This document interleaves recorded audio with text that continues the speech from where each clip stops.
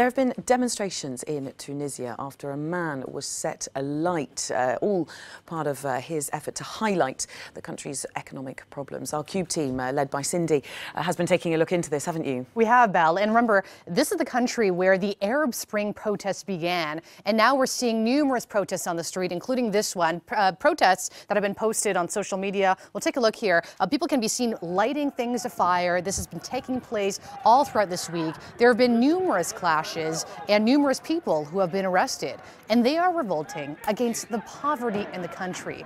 And this all started after a journalist said that he was going to light himself on fire. He posted a video that I'll bring up here where he talked about how he had been trying to find a good job for the last 8 years without any luck. In this video, you can actually see him holding a bottle of gasoline. He says he's going to light himself on fire, and he's calling on the unemployed to take to the streets to revolt.